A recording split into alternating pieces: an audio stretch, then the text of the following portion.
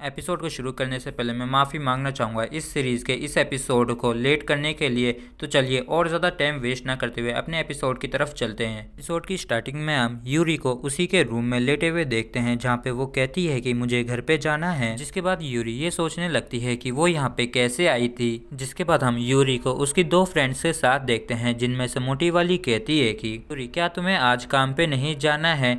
तो यूरी कहती है कि आज कोई शिफ्ट नहीं है। और फिर पतली वाली उससे हैंग आउट के लिए पूछती है तो यूरी ये कह देती है कि उसके पास पैसे नहीं हैं। ये सुन के चौंकते हुए उसकी फ्रेंड कहती है कि तुम इतना हार्डवर्क करती हो, यहाँ तक कि तुम कई बार स्कूल को भी स्किप करती हो। तो यूरी कहती है कि मैं सेव करती हूँ पैसों को। और तभी इन्हें एक काफ़ी क्यूट सा पपी दिखता है जो कि काफ़ी फ्रेंडली होता है यूरी की दोनों फ्रेंड्स के साथ। लेकिन जब यूरी उसे टच करने के लिए जाती है तो वो डॉगी उस पर भौंकने लगता है। और इस चीज़ से यूरी का दिमाग काफ़ी ज़्यादा ख़राब हो जाता है और वो काफ़ी गुस्से से वहाँ से जाने लगती है। और इसकी दोनों ही फ्रेंड्स इसका गुस्सा शांत करने की कोशिश करती हैं, लेकिन इसका गुस्सा शांत नहीं होता है। और तभी उसे एक कोने पर एक बंदा बैठा हुआ दिखाई देता है, जिसे देख के वो कहती है कि इतने सारे लोग गुजर रहे हैं, क्या उन्हें ये दिखाई नहीं दे रहा है। इस चीज से मुझे वाकई में काफी ज्यादा गुस्सा आता है। और फिर यूरी उसे हैंकी देते हुए मन में कहती है कि मैंने बिना किसी दूसरे थॉट के इसकी मदद की। जिसके बाद से ये ठरकी मुझ पे नजर रखने लगा और जहाँ भी मैं जाती हूँ वहाँ पे मेरा पीछा करना शुरू कर दिया। और यूरी जैसे ही गुस्से से पलट के देखती है तो वो बंदा कहता है कि हम दोबारा से मिल गए यूरी, और मुझे तुम्हारी काफी ज्यादा याद आ रही थी। और ये सुन के यूरी का दिमाग खराब होने लगता है और वो गुस्से से वहाँ से भागकर घर चली जाती है। और जैसे ही ये घर पे पहुंचती है तो इसकी मॉम इससे कहती है कि यूरी मैं तुम्हें किसी से मिलाना चाहती हूँ। और यूरी की मॉम के साथ वाला बंदा उसे बाहों में भरते हुए कहता है कि क्या यही तुम्हारी फेमस डॉटर है। और फिर यूरी इन दोनों के सामने आ जाती है और फिर ये दोनों बात करने लगते हैं कि ये कितना ज्यादा वंडरफुल था कि हम पहली बार ही बार के अंदर मिले थे, लेकिन तब भी हमें ऐसा महसूस हो रहा था कि हमारा मिलना किस्मत में ही लिखा था। फिर आदमी कहता है कि मैंने इस जितना हॉट वुमेन को आज तक नहीं देखा है। और यूरी मन में कहती है कि दोबारा से नहीं। और जिन भी आदमियों को मोम बार से घर पे लेके आती हैं वो सभी लोग एक ही जैसे होते हैं और ये चीज मुझे बिल्कुल भी पसंद नहीं है। जिसके बाद आदमी कहता है कि मीना को तुम तो काफी ज्यादा यंग दिखती हो, लेकिन फिर भी तुम्हारी इतनी बड़ी डॉटर कैसे है। और इन दोनों की बकवास को सुन के यूरी वहाँ से जाने लगती है, लेकिन तभी उसकी मोम रोकते हुए कहती है कि इनकी भी एक डॉटर है तुम्हारी जैसी और तुम्हें ही अब से उसका ध्यान रखना है। और फिर यूरी उस बच्ची को देखते हुए मन में कहती है कि इनके बॉयफ्रेंड की एक बच्ची भी है और ये चाहते हैं कि मैं इसका ध्यान रखूं, मुझे बस इन सब चीज़ों से थोड़े समय के लिए ब्रेक चाहिए। और ये मन में कह के वो वहाँ से चली जाती है। और फिर हमें अगले दिन का सीन दिखाया जाता है जहाँ पे यूरी एक जगह पे खड़ी होती है और वो मन में कहती है कि मैं इन सब चीज़ों से थक चुकी हूँ। और तभी उसकी नज़र एक बिल्डिंग के ऊपर वाली होर्डिंग पे पड़ती है और तभी उसकी नज़र उसी बंदे पे पड़ती है जो कि रेलिंग को पकड़ के खड़ा हुआ था। और इस चीज़ को देख के यूरी भी काफ़ी चौंक जाती है और फिर वो काफ़ी ज़्यादा तेज़ी से उसे बचाने के लिए ऊपर की तरफ भागने लगती है। और फिर यूरी मन में कहती है कि अगर मैंने उस बंदे को उस दिन छत पे नहीं देखा होता तो शायद मैं आज यहाँ पे ना होती। और तभी हम देखते हैं कि यूरी रूफ टॉप पे आ चुकी होती है और वो गुस्से से कहती है कि hey, तुम्हारी क्या दिक्कत है। और फिर ये बंदा रोते हुए कहता है कि आखिर तुम्हें कैसे पता चला कि मैं यहाँ पे हूँ। यूरी हम सच में एक दूसरे से एक इनविजिबल धागे से कनेक्टेड हैं। और फिर यूरी गुस्से से कहती है कि पागल मत बनो, जल्दी से यहाँ पे आ जाओ, और अगर तुमने खुद को मार लिया तो मैं किसी को जवाब नहीं देने वाली हूँ, लेकिन अगर तुम यहाँ पे नहीं होते तो मैं तुम्हारी परवाह भी नहीं करती। और फिर वो बंदा कहता है कि मैं नहीं जाऊँगा अगर तुमने मुझे मेरी वापस से फीलिंग्स को नहीं दिया तो इससे बढ़िया कि मैं प्यार के लिए अपनी जान ही दे दूँ। और फिर यूरी उस रेलिंग को क्रॉस करके उसके बाजू में आते हुए कहती है कि ऐसा सिर्फ मेरे साथ ही क्यों होता है। और फिर ये उस बंदे को अपने पास बुलाने लगती है और कहती है कि मेरा हाथ पकड़ लो, क्या तुम्हें पता है कि मेरे पास और भी ढंग की चीजें हैं करने के लिए। और फिर ये बंदा सेंटी होते हुए कहता है कि मैं जानता था कि तुम मेरी परवाह करती हो और तुम मुझे ऐसा नहीं करने दोगी। और ये बिल्कुल वैसा ही है जैसे कि हम पहली बार मिले थे और तुमने मुझे बचाया था। और फिर यूरी इसके काफी ज्यादा करीब आ जाती है और कहती है कि बस बेवकूफ, तुम मुझे थोड़ा सा और समय दो। लेकिन ये बंदा यूरी के साथ ही नीचे की तरफ जंप लगा देता है और इस चीज से यूरी के होश उड़ जाते हैं और वो नीचे गिरते हुए कहती है कि ऐसा नहीं हो सकता है। और वो जैसे ही नीचे गिरने वाली होती है तभी उसकी नींद खुल जाती है और यूरी इस चीज़ से काफ़ी ज़्यादा डरी हुई होती है, जिसके बाद खुद को वो शांत करते हुए कहती है कि मैं उम्मीद करती हूँ कि मैं अपने घर पे वापस से उठूँ, क्योंकि वो सुसाइड और ये खतरनाक सी लेडी मुझे किसी तरीके के बुरे सपने का हिस्सा लग रहे हैं। और फिर यूरी खड़े होकर कहती है कि मुझे घर जाना है, जिसके बाद वो गेट को पीटते हुए कहती है कि इसमें यहाँ तक कि हैंडल भी नहीं है, मैं यहाँ पे पूरी तरीके से कैदी बन चुकी हूँ, ऐसा मेरे साथ ही क्यों हो रहा है। और तभी यूरी को उस कैट गर्ल की ये बात याद आती है जब उसने ये कहा था कि उसने इसे पूरी तरीके से रैंडमली ही चूज किया है। और फिर यूरी कहती है कि क्या यहाँ पे मजाक चल रहा है, और फिर वो काफी ज्यादा पागलों की तरह गुस्सा करते हुए कहती है कि नहीं, ये बिल्कुल भी मजाक नहीं चल रहा है। और फिर यूरी गुस्से से उस गेट को लात मारते हुए कहती है कि तुम लोग सिर्फ रैंडम चांस के बेस पर ही मुझे लॉक नहीं कर सकते हो।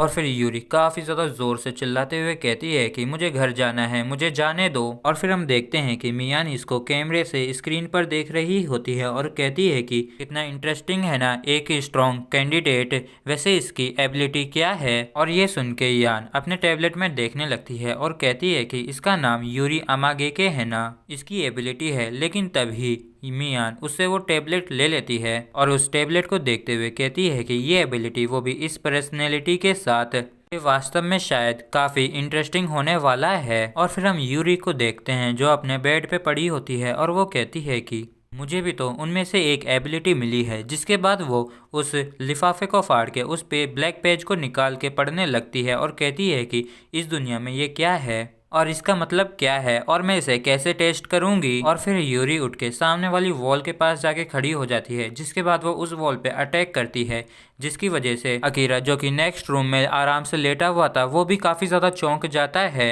और वापिस से हम यूरी की तरफ देखते हैं और देखते हैं कि इसने दीवार पर एक छेद कर दिया होता है, जिसके आसपास दीवार काफ़ी ज़्यादा चटकी हुई होती है। और इस चीज़ से यूरी काफ़ी ज़्यादा खुश हो जाती है, जिसके बाद वो उस स्टील के गेट को भी कई सारे पंच करती है, लेकिन उस गेट का कुछ भी नहीं बिगड़ता है।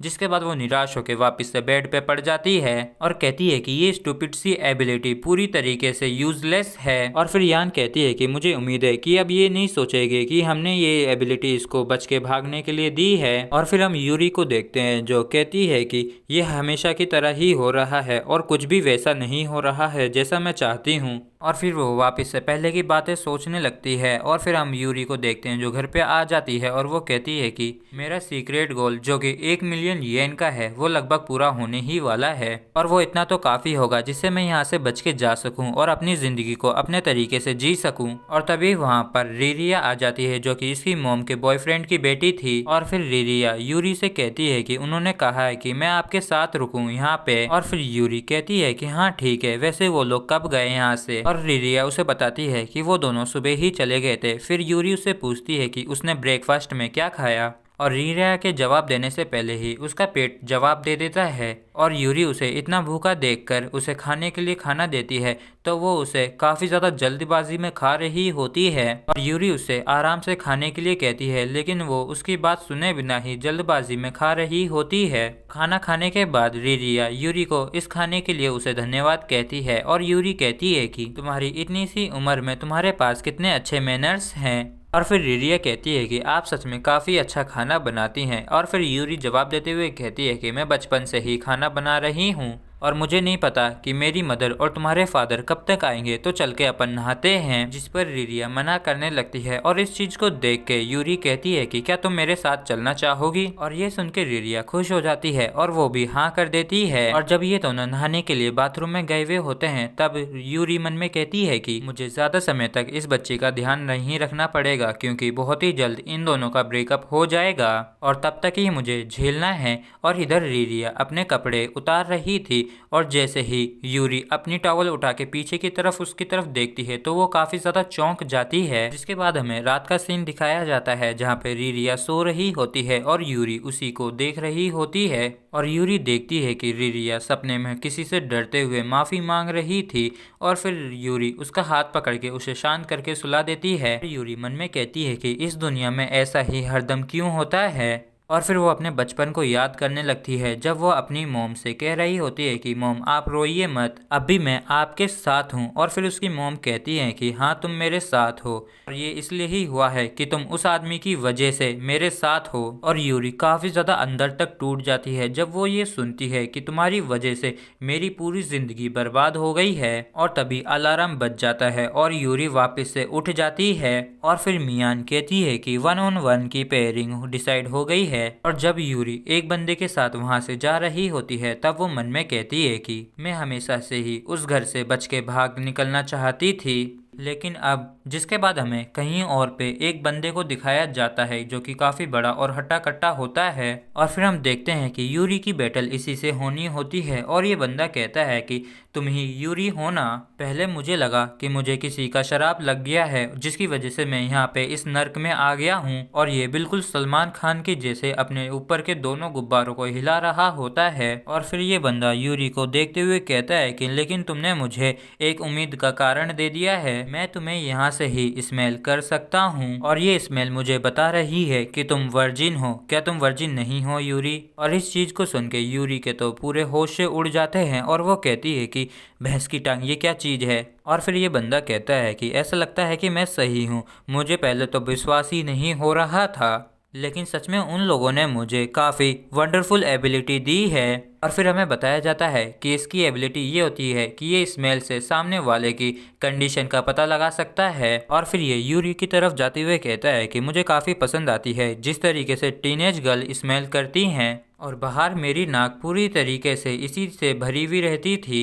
और मुझे वापस से कंफर्म करने दो कि मेरा गैस सही है या नहीं। और ये कहने के बाद ये वापस से उसे स्मेल करने लगता है। और फिर यूरी इस चीज़ को देख के कहती है कि ठरकी बुड्ढे ये जो तू कर रहा है वो बंद कर दे, और एक जो कदम तू करीब आया तो मैं तुझे तब तक मारूंगी जब तक तेरी पोटी ना निकल जाए। और फिर ये बंदा ऐसे ही और भी ज्यादा बकवास करते हुए यूरी की तरफ भागने लगता है। और फिर यूरी भी काफी ज्यादा गुस्से से कहती है कि मैंने पहले ही कहा था तुझसे पीछे रहने के लिए। और जैसे ही यूरी के कफ खुलते हैं वो एक काफी ज्यादा खतरनाक किक उसके मुंह पे मारती है और इसी के साथ ये बैटल भी शुरू हो जाती है। और इस बंदे का मुंह का हुलिया भी काफी बिगड़ चुका था और इस बंदे के नाक में से भी खून निकलने लगता है। और ये बंदा कहता है कि क्या ही ब्लेसिंग है, जिसके बाद ये पूरे खून को चाट लेता है। और इस चीज को देख के यूरी को सच में काफी ज्यादा घिन आने लगती है और ये बंदा कहता है कि यूरी तुम्हारा सच में काफी अमेजिंग बैलेंस और रिफ्लेक्सेस हैं और तुमने अपने पूरे वेट को यूज करके मेरे टॉप पे हिट किया काफी जोर से, सच में तुमने मुझे सरप्राइज कर दिया, ये मुझे सच में काफी पसंद आया और ये पूरी तरीके से मेरे लिए ही है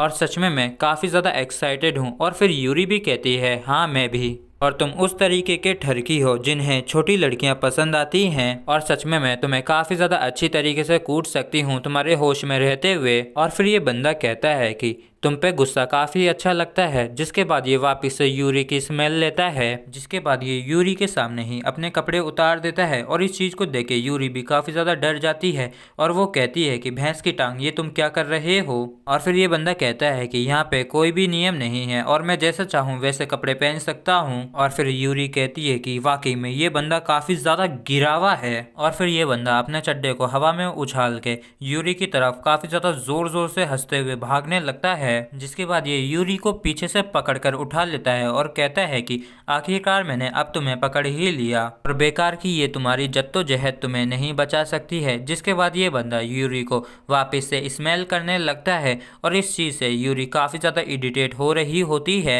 और फिर ये बंदा कहता है कि तुम्हारी स्मेल काफ़ी ज़्यादा लवली है और तुम उतनी ही ज़्यादा डिलीशियस होगी और तुम मुझे और भी कुछ बताओ अपने बारे में और मुझे कंट्रोल करने दो। जिसके बाद यूरी कहती है कि मुझे तुम जाने दो। और फिर ये बंदा कहता है कि तुम्हें इस तरीके से पकड़कर सच में मुझे उस दिन की याद आ रही है। और फिर हमें एक जगह का सीन दिखाया जाता है जहाँ पर ये बंदा और एक और लड़की होती है और ये दोनों ही अपने अपने कपड़े पहन रहे होते हैं। और फिर लड़की कहती है कि मिस्टर तुम इस तरीके की चीज़ों को काफ़ी करते होंगे ना। फिर ये कहता है कि हाँ ऐसा रही है, क्या तुम्हें पता है कि मैं इसके बिना नहीं रह सकता हूँ। और तभी इस लड़की को इस बंदे के कोट में से एक कार्ड मिल जाता है और ये कहती है कि ये तो काफी फेमस और काफी बड़ी कंपनी है ना, तो तुम भी काफी ज्यादा अमीर आदमी होगे ना। जिसके बाद ये बंदा देख लेता है उस लड़की के हाथ में वो कार्ड, जिसके बाद ये बड़े आराम से उसके पास जाकर उसे छीनने की कोशिश करता है, लेकिन वो लड़की ऐसा नहीं करने देती है। जिसके बाद ये लड़की 2 लाख येन मांगने लगती है और फिर ये बंदा कहता है कि ये एग्जैक्टली वो नहीं है जिसके लिए हम एग्री किए थे।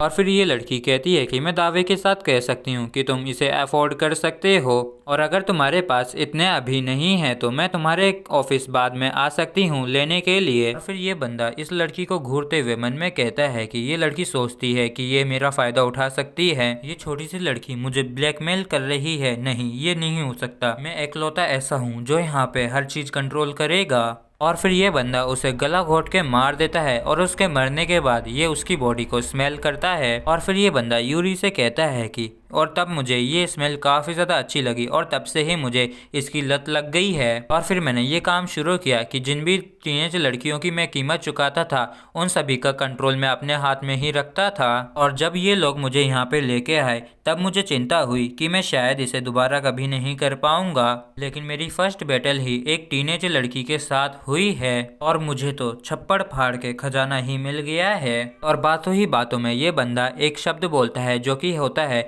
रैंडम चांस, और इस शब्द को सुन के यूरी को उन सभी की याद आती है जिन जिन ने इस शब्द को कहा था। और इसको तब की भी याद आती है जब इसकी मदर ने गुस्से में ऐसा कहा था, और फिर इसे रिरिया की याद आती है। और फिर यूरी काफी ज्यादा गुस्से से इसके हाथ को पकड़ते हुए कहती है कि तुम मेरे आगे तो बिल्कुल भी रैंडम चेंज के बारे में बात ही मत करना, तुम सभी लोग एक जैसे ही हो, तुम लोग पता नहीं कैसे कमजोरों पे जुल्म उठा के कैसे खुश रह लेते हो। और फिर हम देखते हैं कि यूरी की बॉडी ग्लो करने लगती है और वो कहती है कि अगर मैं अपने गुस्से को अंदर नहीं रख सकती तो मैं इसे तुम्हारे ऊपर निकालूंगी। और फिर यूरी काफी गुस्से से अपने एक ही हाथ से इसके हाथ को पिचका देती है और ये बंदा काफी ज्यादा दर्द से चिल्लाने लगता है। और फिर ये बंदा अपने हाथ को पकड़कर कहता है कि ये क्या हो रहा है, तुम्हें तो मुझसे डरना चाहिए था और मुझे ऐसा लगा था कि जो कंट्रोल करेगा वो मैं ही हूँ। जिसके बाद यूरी जमीन पे एक काफी ज्यादा जोर से पंच मारती है जिसकी वजह से वहाँ पे ब्लास्ट सा होता है और वहाँ पे धुआं ही धुआं हो जाता है। और जैसे ही धुआं हटता है तो वो बंदा देखता है कि यूरी वहाँ पे नहीं है और वो कहता है कि क्या वो गायब हो गई। और फिर अचानक से काफी ज्यादा तेजी से यूरी इस बंदे के पीछे आ जाती है और इस बंदे को भी पता पड़ जाता है, लेकिन इस बात से अब कोई भी फर्क नहीं पड़ता है क्योंकि यूरी अब एक के बाद एक अटैक करके इसको अच्छे तरीके से धो रही होती है। और फिर यूरी इस बंदे को दूर फेंक के काफी ज्यादा गुस्से से गालियां बकने लगती है। और फिर हमें मियान बताती है इसकी एबिलिटी होती है कि यह अपनी फिजिकल स्ट्रेंथ को काफी ज्यादा हद तक बढ़ा सकती है। और फिर यूरी कहती है कि जो भी चीज मेरे रास्ते में रैंडम चांस से होगी मैं उस चीज को बर्बाद कर दूंगी। जिसके बाद मियान यूरी को विनर घोषित कर देती है और यान स्क्रीन पर यूरी को देखते हुए कहती है कि ये इस तरीके से कैसे मूव कर सकती थी और इस एबिलिटी के साथ तो इसे पहले चलना भी काफी ज्यादा मुश्किल पड़ रहा होगा। और फिर मियान कहती है कि सिचुएशन के स्ट्रेस के वजह से ही ये उस तरीके से कर पाई। और फिर यान कहती है कि मियान आप सही कह रही हैं कि इसकी एबिलिटीज तो इसकी भावनाओं पर डिपेंड करती हैं। और फिर हम यूरी को देखते हैं जो रिरिया के बारे में ही सोच रही होती है और कहती है कि मैं ज़रूर घर पर आऊँगी, मैं पक्का घर वापस आऊँगी तुम्हारे पास और मुझे कोई भी ऐसा करने से नहीं रोक सकता है। और फिर हम अकीरा को देखते हैं जो बड़े चाव से उन गोलियों को खा रहा होता है। जिसके बाद वो कैमरे की तरफ देखते हुए मन में कहता है कि मैं इस एबिलिटी को यूज़ करके तुम सभी को कुचल के रख दूंगा। मैं इस बारे में ही सोचता जा रहा हूँ, लेकिन फिर भी ये लोग बिल्कुल भी रिएक्ट नहीं कर रहे हैं और इससे पता चलता है कि इनकी ऑर्गेनाइजेशन माइंड को रीड नहीं कर सकती है। और ये भी हो सकता है कि वो लोग ऐसा कर सकते हैं लेकिन उन्होंने मुझे ऐसे ही छोड़ रखा है। अगर वो लोग मुझे ऐसे ही उकसाते रहेंगे तो मुझे काफ़ी खुशी होगी उन्हें ये दिखाने में कि मैं कितना ज़्यादा कैपेबल हूँ। ये एबिलिटी वाकई में काफ़ी ज़्यादा अमेजिंग है कि ये ट्रैक कर सकती है कि सामने वाला क्या सोच रहा है और ये उस चीज़ को रियलिटी में बदल देता है। और इसके बारे में मुझे बिल्कुल भी थकान नहीं हो रही है और कहाँ से इसके लिए पावर आ रही होगी। और तभी अचानक से मियान कहती है कि तुम्हें क्या लगता है कहाँ से आ रही होगी? ऑफ कोर्स लाइफ स्पेन से। और मियान को अचानक से अपने रूम के अंदर देखकर अकीरा काफी ज्यादा शॉक होता है और मियान कहती है कि इस पावर का सोर्स किसी की जिंदगी है, जितनी बारी तुम इसे यहाँ पे यूज करोगे उतनी ही बारी इस दुनिया में कहीं ना कहीं कोई ना कोई मरेगा। और इस चीज को सुन के अकीरा काफी ज्यादा चौंक जाता है और फिर मियान कहती है कि मजाक कर रही थी और तभी अलार्म बज जाता है और अकीरा उठ जाता है और तभी इसके रूम का गेट खुलता है और बाहर खड़ा हुआ बंदा कहता है कि समय हो गया है, जिसके बाद वो अकीरा को अपने साथ ले जाने लगता है और अकीरा जाते हुए मन में कहता है कि ये लोग इसे फर्स्ट प्रोग्राम कहते हैं, इसका मतलब ये है कि ये सिर्फ 1-on-1 नहीं होने वाला है, तो फिर क्या होने वाला है। और तभी ये ब्लैक कोट वाला बंदा इसे एक लिफ्ट के अंदर खड़ा कर देता है और फिर हम अकीरा को एक रूम के अंदर एंटर करते हुए देखते हैं जहाँ पे पहले से ही जो उससे पहले बैटल के अंदर हारा था वो बंदा था और शिरोनागी और यूरी होती है और इनके साथ साथ एक और बंदा होता है और तलवार वाले को छोड़ के ये तीनों ही इसे देख रहे होते हैं। लेकिन जब ये तलवार वाला देखता है तो वो चौंक जाता है और तभी वहाँ पे टेबल पे रखा हुआ स्पीकर में से मियान की आवाज आती है और वो कहती है कि अब मैं सेकंड प्रोग्राम को एक्सप्लेन करने वाली हूँ जो कि 5-on-5 टीम बैटल्स है और सेकंड प्रोग्राम 2 घंटों बाद चालू हो जाएगा। और इसी के साथ फ्रेंड्स ये एपिसोड भी हमारा यहीं पे ख़त्म होता है। अगर आपको वीडियो अच्छा लगा हो तो प्लीज़ चैनल को सब्सक्राइब और वीडियो को लाइक करना ना भूलें। Thank you.